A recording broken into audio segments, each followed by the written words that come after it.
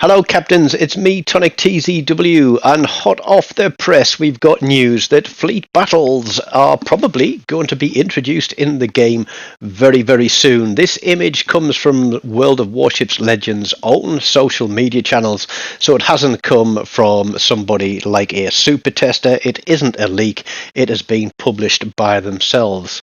There are a couple of interesting things to take from this image. The first is that the division in the top right hand corner of the screen does consist of 5 ships, and there on the bottom of the image for the fleet battle mode it says season 1 and then prime time. So from this, I think we could probably take it that it is likely to be 5 ships per division, which there was a little bit of speculation about the Halloween mode having 5 ship divisions and whether or not this would be a test for larger divisions and fleet battles. I think somebody got it right in regards to fleet battles. And the fact that it says season 1 obviously leads us to believe that there will be multiple seasons of fleet battles. Now I've got a little bit of replay to go on here in the background for you. Yes, of course, it's the Daring. It's quite a good game. So while you sit back and listen to me go through a few bullet points that I've made in regards to this announcement, you can enjoy a wonderful game in the Daring. So, as I said just now, there was speculation that being able to have larger divisions for the Halloween event was potentially a test for larger divisions in-game. I don't think we are going to see 5 ship divisions in standard battles, but the fact that we have them in AI battles and events now would lead me to believe that this is going to be a permanent feature, certainly for AI, and I think the Halloween event certainly does benefit from being able to put together a 5 ship division. Seasons. Now, I hold the flag for the season 1 is it ranked battles, where I played my thumbs off to make sure that I stayed in the top 1% and got a flag to show for it.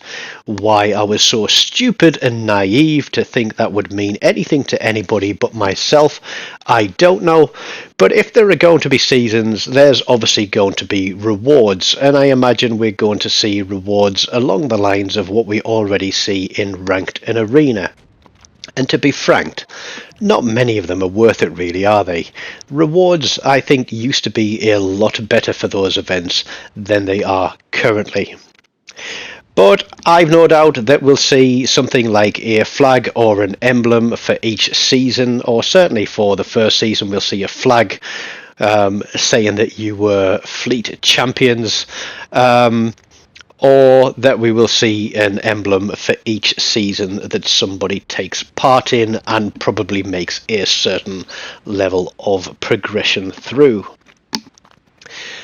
Now we have training rooms, and obviously in training rooms you can pull anybody and everybody into a training room, and you can set up and play against who you want in whatever ships you want and have a little bit of fun doing that.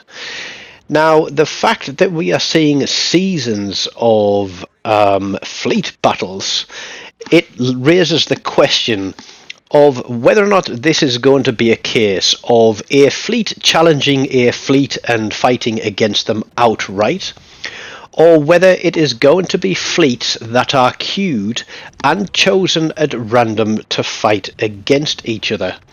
I think what people have been looking for in the game, and God, it's all about ego sometimes, is to prove that one person is better than the other or one fleet is better than the other. And yes, there are great players out there, there are average players out there, but that doesn't mean to say that a completely new player can make a decision that can win the game for a team. So I think the old-fashioned term for it was e-peen, your electronic penis, and how big you could wave it when you were online playing with other people. Why you would want other people playing with your e-peen, I don't know. But is it going to be about bragging rights? A fleet beat B fleet. Congratulations, red team beats blue team probably 100,000 times again. Blue team beats AI 99.9% of the time. So if it is fleet challenging fleet, then we're going to see lots of bragging going on. If it is random fleet pulled against random fleet, that will make it a bit more interesting. What will also make it interesting is how they are going to structure this. Is it going to be based on a particular tier, like ranked or arena is, where they pick a tier of ship, or they pick a tier and you can choose a set of ships from that tier? Is it going to include premium ships? Most likely yes, and we'll get onto this later. Do you know something? I think it would be interesting if they were to have a fleet versus fleet in tech tree ships only, because then, and in fact tech tree ships and standard commanders, because if you take out all the stuff that money can buy in this game, it would very, very much level the playing field as far as fleet battles would go. You could have a complete team of whales that have bought all the greatest ships there are in the game. And yes, they could potentially dominate a team that is limited to tech tree ships. So yeah, I'd like to see a level playing field and have a season that potentially only contains tech tree ships and standard commanders. But we know that Wargaming aren't going to do that, because a new mode in the game means new challenges, and new challenges means that people are going to want to be able to do their best and have the best tools at their ability to try and win those fleet battles. And that means more people are likely to be buying premium content. So this is just another spin of the roulette wheel for Wargaming. It's a little bit of a gamble, perhaps, bringing something to the community that they've been asking for a long time. But at the same time, they're going to see if it is going to somehow increase their revenue by having more of the player base looking to buy premium content, such as ships, such as commanders, buying promotion materials such as insignias, promotion orders, or universal commendations. Because even if it is a small trickle of cash towards Wargaming, it's going to increase their revenue. But that isn't a bad thing for the majority of players that just want to jump in and play this game, because the more money that other people spend, the easier it is for the Wargaming to keep this game free, or relatively free, for the majority of people that want to play it. We've seen with previous events, when you get things like arena and ranked battles come through, that it takes a large pool of players away from standard matches. And a lot of those one-sided matches that people experience quite often, dare I say, they seem to become more and more frequent when there are events on, because I think a lot of the regular players who are playing, high tier ships, who have invested a reasonable sum of money into the game, certainly in the way of premium ships, they like to be competitive. And so they will spend 3 or 4 days in those competitive modes, constantly trying to get themselves up the ranks into, the top 10, or trying to get into the top 1%, and proving somehow that they are better than other players. All it proves is that they have more time to sit and play, they have more money for boosters, and they can afford to throw 4 days of their life away at something which has absolutely zero monetary value, unless you are to believe the prices that Wargaming put on things. So are we going to see these seasons of fleet battles pull people away from standard? Are we going to see the standard of gameplay in standard matches drop because the people who are in fleets and who are wanting to be competitive are neglecting standard games for the sake of getting out there and being in competition with others? So there's certainly a lot to think about. There is a lot of it is speculation. There is a lot of it that we don't know. But just looking at the announcement and seeing that one screenshot, it brought a lot of those questions into my mind. And so I thought I'd throw this replay on there, write down a few bullet points and work my way through them. And then ask you, the community, the subscribers to this channel, the members to this channel, perhaps just the random person that clicks on this link and comes and has a listen to what I have to say about this announcement. What I'd like to know is what you think about fleet battles being announced, whether or not it's something you're going to engage in, and perhaps what expectations you have that Wargaming are going to bring to this battle. I would love to hear your opinions. So be sure, while you're here, get down there, smash that like button. If you haven't subscribed to the channel, please do. If you'd like to make a donation, you can through the soup tips, which is on the bottom of the video once I set this for monetization. Everything is gratefully received and everything is split equally with my 9-year-old son Charlie, whose idea this channel was.